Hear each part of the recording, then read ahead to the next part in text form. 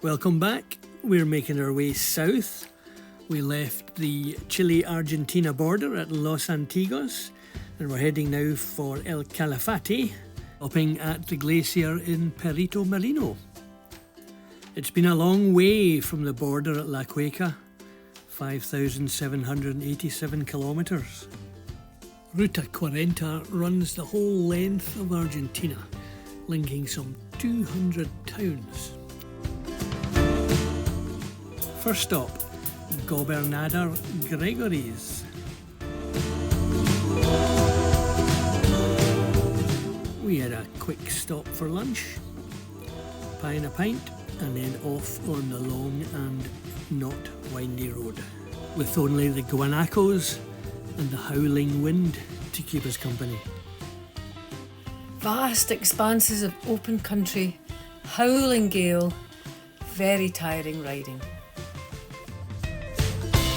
And some of these gusts could really spoil your day.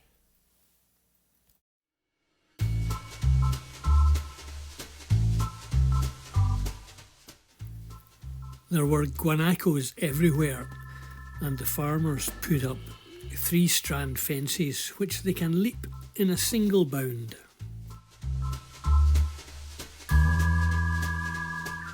Well, not all of them can leap it. The fences are littered with a carcass every 100 yards or so. They have a go at their best jump, but they get caught going up or coming down, kind of like this. This is him imitating a guanaco caught in the fence. This has been...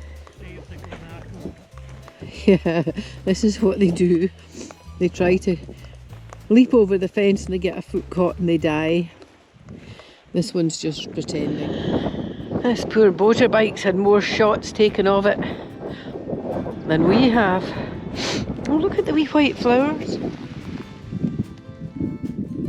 And there's yellow ones.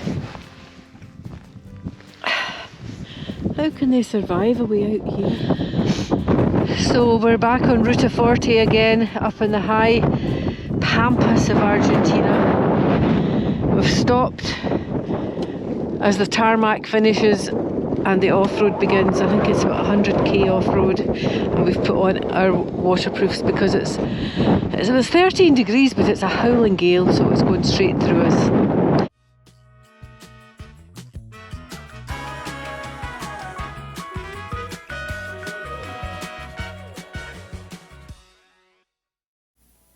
Strong winds on the gravel aren't great because they blow you off your line and you end up in a pile and in a mess. But we were on our way to the national park, stopped for a quick lunch and top up with petrol. Busy place. We carry boat cards, but on a bike you carry a sticker. Look at the number of bikes that have been here on Ruta 40. Absolute back and beyond. It's a 400 kilometre stretch. And this is one of the only petrol stations. Back in the hotel, the owner had been very worried about us heading for the 73 Los Malditos, the worst road in Argentina, allegedly. Fortunately, we got it on a dry day and the wind had subsided. But he reliably informed me that just the week before, someone had fallen off their bike and broken their hip. That was really reassuring.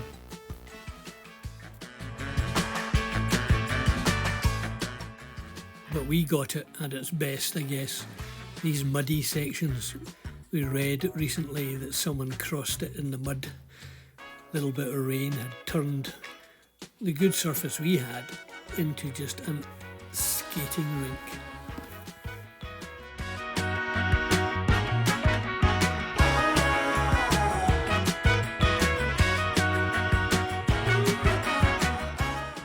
But we were on our way to the national park, up to see the mountains. Up the length of that lake you can see in front of us. And the mountains, these were pretty impressive.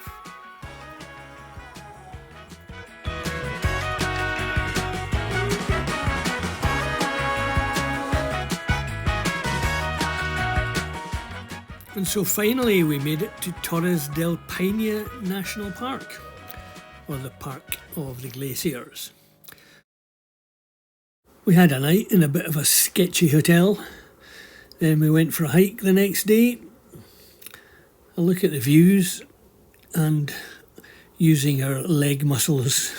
And that mountain is Cerro Toro, first climbed by Don Whillans in the 1960s.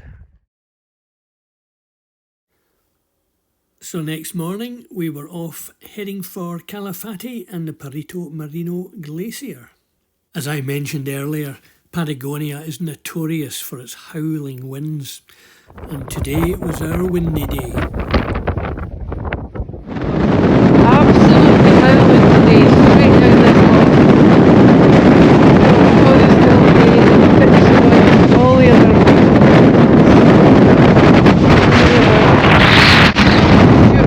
having to brace the bike so it doesn't blow over in the wind. Quite incredibly windy.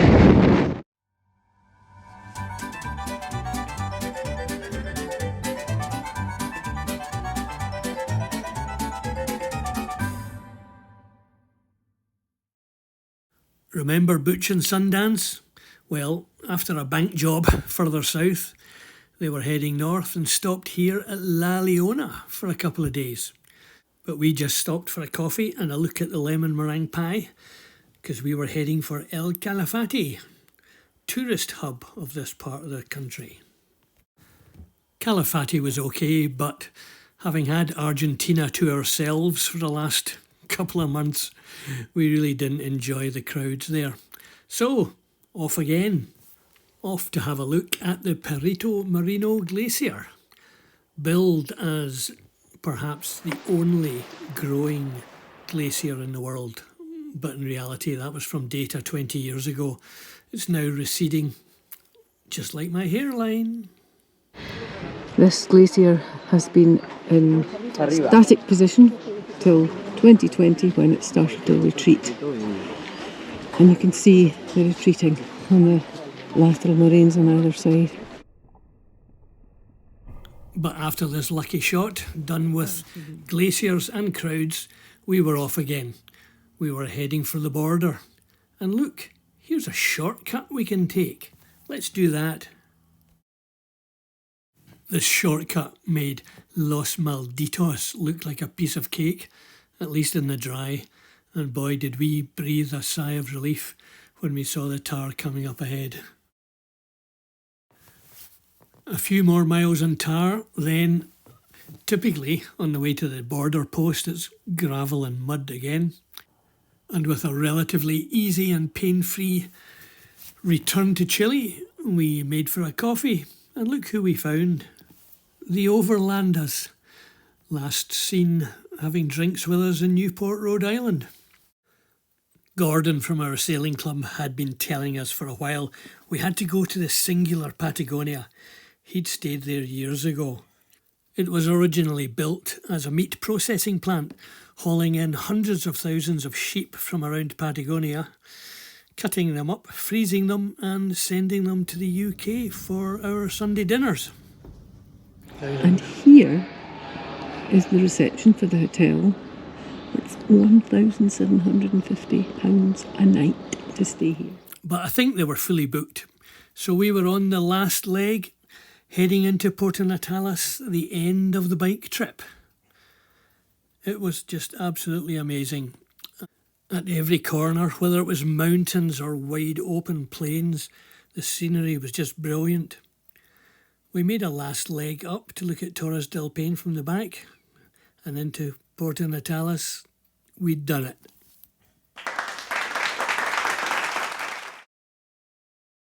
Next evening, we boarded the Navamag ferry to retrace our steps up the Chilean canals from Puerto Natales to Portimont. And there, we took the poor old bike to get it cleaned up, and then we left it in the garage to sell, which it hasn't so far. Never been to Paraguay or Peru. So thanks for watching. We're back on two hulls, heading down the east coast of the US for the Bahamas. Come and join us there. It's going to be a blast.